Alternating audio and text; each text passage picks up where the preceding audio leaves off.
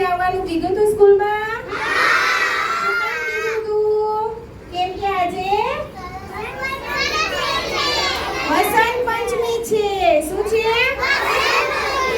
Vasant Panchami. Okay, તો વસંત પંચમી એટલે સરસ્વતી માતા છે ને, સરસ્વતી માતા એ પૃથ્વી પર જ્યારે આવ્યા હતા ને એને વસંત પંચમી કહેવામાં આવે છે.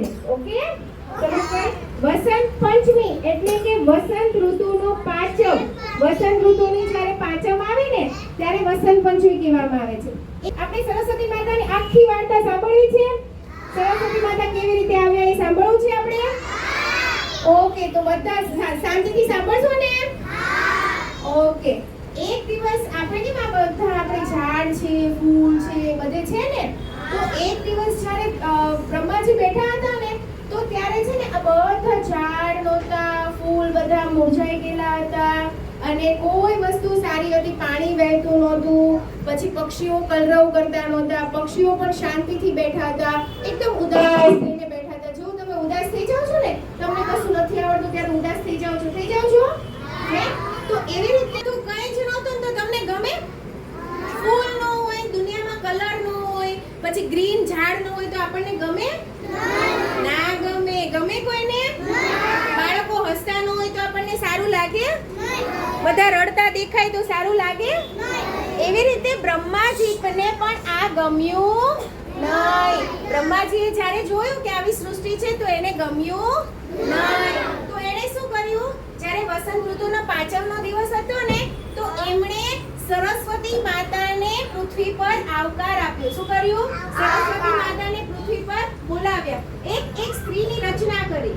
એક એવા હતા, એ જે સ્ત્રી હતા ને એ સફેદ કલરની સાડી પહેરીને હતા. એ સફેદ કલરની સાડીમાં આવેલા હતા. કેવી રીતે આવેલા હતા? સરસ સફેદ કલરની સરસ મજાની સાડી પહેરેલી હતી. પછી એના હાથમાં વીણા હતી. હે ને, આ જે વીણા છે ને એમના હાથમાં, હે અહીંયા સામે છે આ વીણા છે. એ વીણા જ્યારે એને વગાડવાનું શરૂ કર્યું ને તો એનો જે અવાજ હતો ને એ સાંભળીને ઝાડ, ફળ, ફૂલ બધું ખીલવા માંડ્યું. જે મુરઝાઈ ગયેલું હતું ને હે ને એ બધું ખીલવા માંડ્યું. બધું રંગબેરંગી સૃષ્ટિ થઈ ગઈ. પછી મોર નાચવા માંડ્યા, પશુ પક્ષીઓ બધા કલરવ કરવા માંડ્યા, બધા ખુશ થઈ ગયા. હે ને, એટલા માટે અને બધા ઝાડ હોય ને અત્યારે વસંત પંચમીમાં બધા ઝાડ આપણે જ્યારે અત્યારે જોઈએ ને ત્યારે પણ ફૂલો ક્યારે આવે? સૌથી વધારે ઝાડમાં ફૂલો ક્યારે આવે? વસંત પંચમીમાં. વસંત પંચમીની શરૂઆત થાય ને એના પછી આપણે ફૂલ આવવાની વધારે શરૂઆત થાય છે. એટલા માટે આપણે વસંત પંચમીનો તહેવાર ઉજવીએ છીએ. આજે પીળા કપડાં પહેરે બધા. સરસ્વતી માતા છે ને એના માટે આપણે પીળા કપડાં પહેરીએ છીએ. પછી આ માતાજી છે ને વિદ્યાની દેવી છે. કોની દેવી છે? અહીંયા બુક દેખાય એની બેક, એના ફોટામાં અહીંયા બુક દેખાય છે? દેખાય છે બધાને? તો એ વિદ્યાની દેવી છે. એ જ્યારે આપણે જ્યારે સ્કૂલમાં બેસીએ, જ્યારે સ્કૂલ આવવાની શરૂઆત કરીએ ને ત્યારે આપણે સરસ્વતી માતાને વંદન કરીએ છીએ બધા. શું કામ વંદન કરીએ છીએ? કારણ કે આ ભગવાન, આ જે માતાજી છે ને એ જ આપણને વિદ્યા આપે છે, એ જ આપણને બધું શીખવાડે છે અને એ જ આપણી જીભ સાચવે. એનાથી જ, એના આશીર્વાદથી જ આપણને બધું આવડે છે. ઓકે, તો ચાલો આપણે આજે બધા પ્રાર્થના કરીએ. સરસ્વતી માતા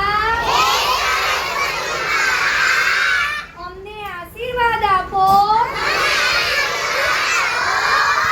અમે ગણી ગણીને ખૂબ આગળ વધીએ. અમને એવી વિદ્યા આપો. યા દેવી